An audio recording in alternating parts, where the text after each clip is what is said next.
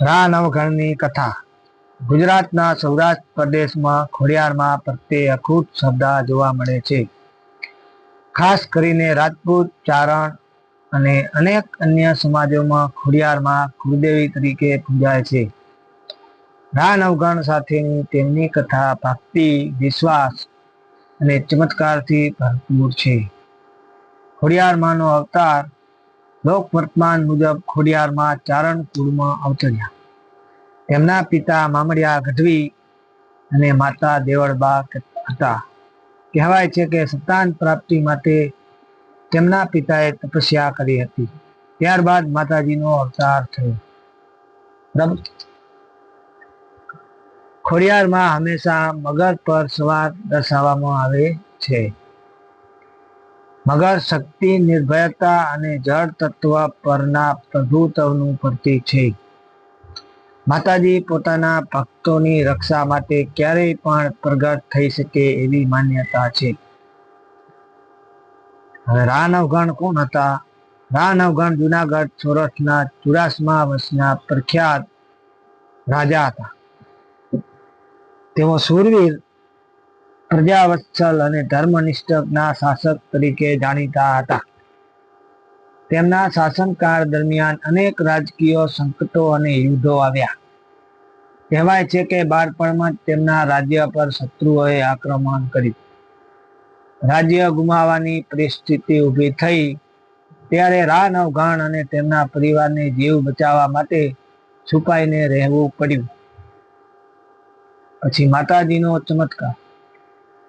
લોકકથા મુજબ રા નવઘણ ખૂબ મુશ્કેલીમાં હતા ત્યારે તેમણે ખોડિયાર માતાને હૃદયપૂર્વક પ્રાર્થના કરી. એક રાત્રે માતાજી તેમને સપનામાં દર્શન આપ્યા અને આશ્વાસન આપ્યું, ભય ન રાખો, હું તમારી સાથે છું. ત્યારબાદ યુદ્ધમાં અચાનક પરિસ્થિતિ બદલાઈ ગઈ. શત્રુઓ પરાજિત થયા અને રા નવઘણને ફરી રાજ્ય પ્રાપ્ત થયું. આ ઘટનાને ખોડિયાર માતાનો ચમત્કાર માનવામાં આવે છે.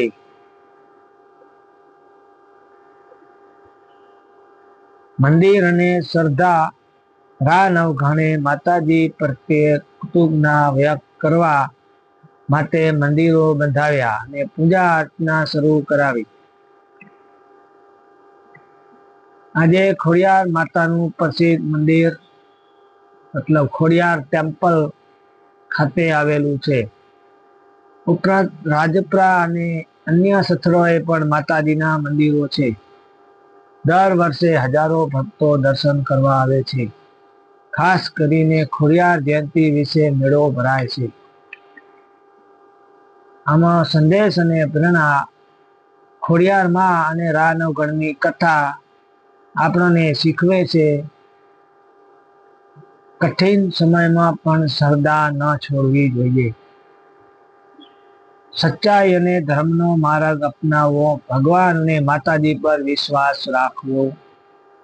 આ કથા માત્ર ઇતિહાસ નથી, પરંતુ ભક્તિ અને વિશ્વાસની જીવંત પરંપરા છે, જે આજે પણ સૌરાષ્ટ્રની ધરતી પર ગુંજે છે. આ કથા સારી લાગી હોય તો લાઈક, શેર અને સબસ્ક્રાઈબ કરજો. જય ખોડિયાર માં.